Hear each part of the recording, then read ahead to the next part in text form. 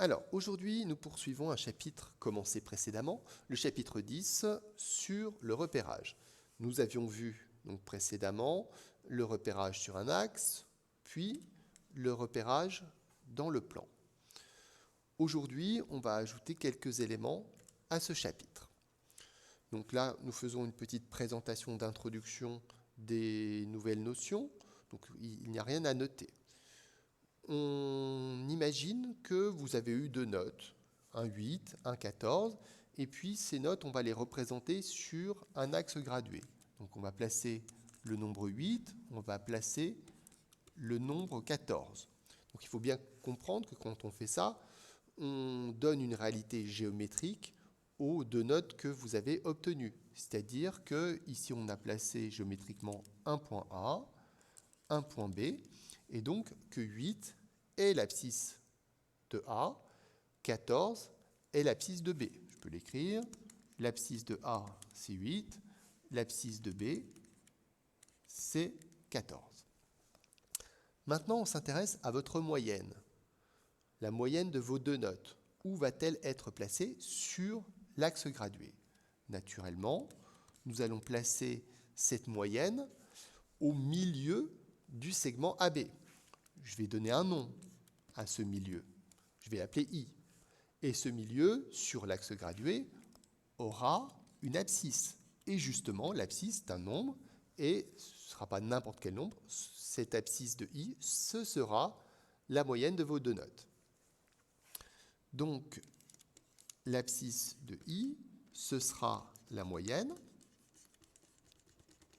Et comment on calcule la moyenne?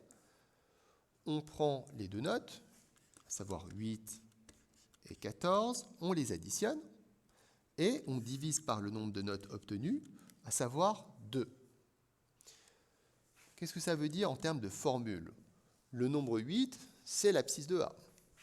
Donc, on a pris l'abscisse de A, on a ajouté 14, c'est-à-dire l'abscisse de B, et ensuite on a divisé par 2 pour faire la moyenne. Qu'est-ce qu'on peut en tirer comme conclusion?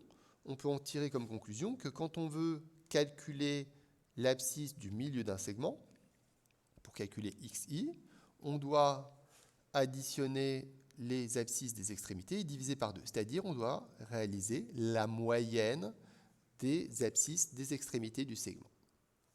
Voilà comment on calcule l'abscisse d'un milieu sur un axe gradué.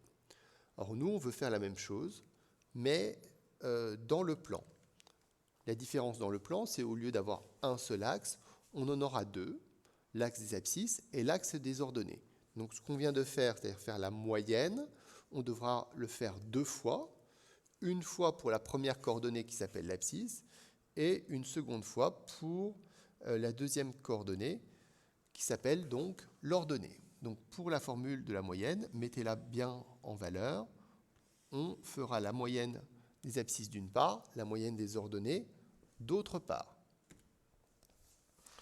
On insistera pour trouver les coordonnées du milieu. Ce qu'on fait, ce sont des moyennes.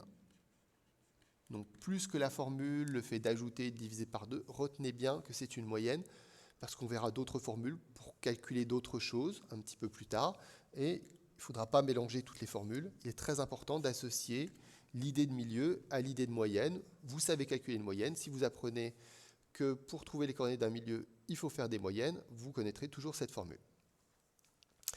Alors, cette formule, on va apprendre à l'appliquer, bien sûr.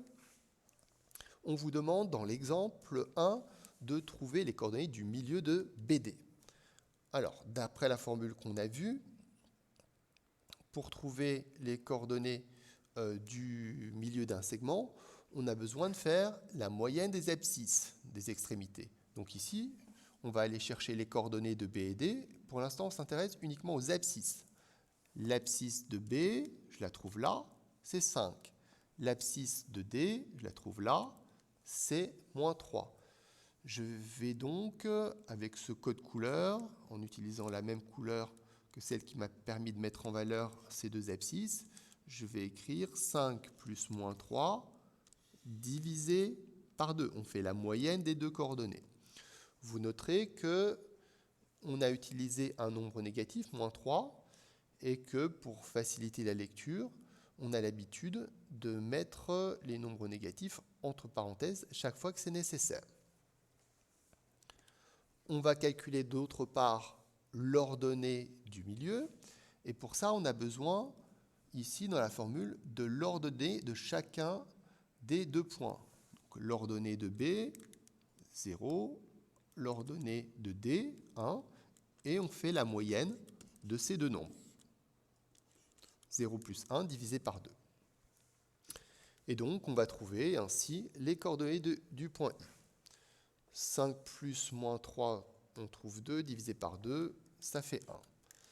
Pour ce qui est de l'ordonnée, 0 plus 1, 1, divisé par 2, donc 1/2 ou 0,5. Nous allons voir maintenant comment ça se passe au niveau de la figure. On place le point I de coordonnées 1, 0,5. Donc le point I va être placé ici. On va vérifier que le point I se trouve bien au milieu du segment BD, puisque c'est ça qu'on cherchait. Donc le segment BD, on le trace, et vous voyez que le point I se trouve bien au milieu du segment BD. Alors, ensuite, nous abordons un deuxième exemple qui est légèrement différent. Ici, on vous demande de démontrer que I est aussi le milieu d'un autre segment. Alors, contrairement à l'exemple précédent, où on savait que I était le milieu de BD, ici, on ne sait pas. Donc, on va utiliser une certaine méthode de rédaction.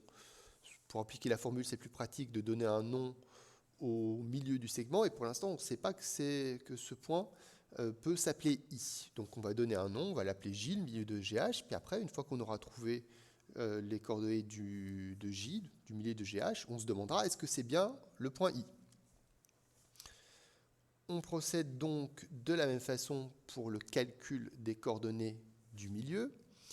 On va appliquer la formule. On a dit qu'on faisait la moyenne des abscisses, donc je vais chercher les abscisses de G et H.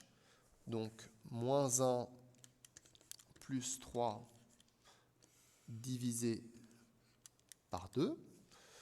Donc, je peux noter tout de suite le résultat. Moins 1 plus 3, ça fait 2. Divisé par 2, je trouve 1. Et puis, je fais la même chose avec les ordonnées. Donc, je vais chercher l'ordonnée de G, l'ordonnée de H. Donc, moins 3 plus 4 divisé par 2, on fait la moyenne. Moins 3 plus 4, ça donne 1, divisé par 2, 0,5. Donc voilà pour l'essentiel qui est le calcul des coordonnées du milieu d'un segment. Maintenant, on poursuit notre raisonnement. On constate que I et J ont les mêmes coordonnées. On dira que ces deux points sont confondus. Donc, confondus, c'est le mot qu'on utilise pour deux points pour dire qu'ils sont égaux, qu'il s'agit du même point. Maintenant qu'on a constaté que I et J n'étaient qu'un seul et même point, on peut donc en conclure que I est bien aussi le milieu du deuxième segment, le segment GH. On va matérialiser ça sur la figure. Je vais donc tracer le segment GH et on constatera que I est bien également le milieu du segment GH. Ensuite, on vous parle du quadrilatère BGDH. Donc, ce quadrilatère, on va le tracer pour pouvoir le visualiser et se faire ainsi une idée de la situation. Donc, je trace ce quadrilatère.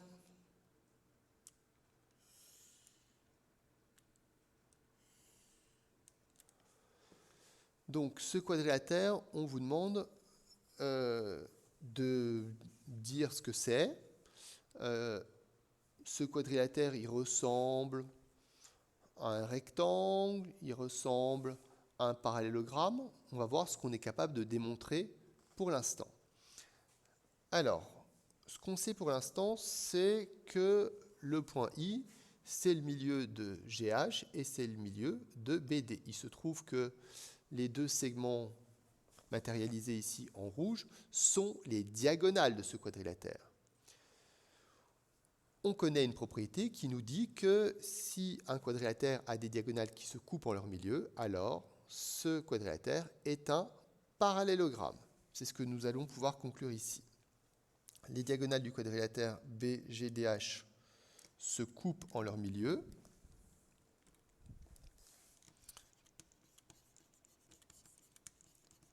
Se coupent en leur milieu.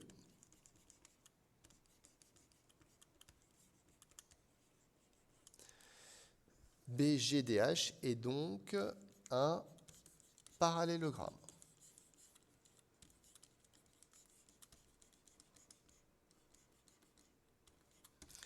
Donc voilà pour cette partie de chapitre concernant le milieu d'un segment.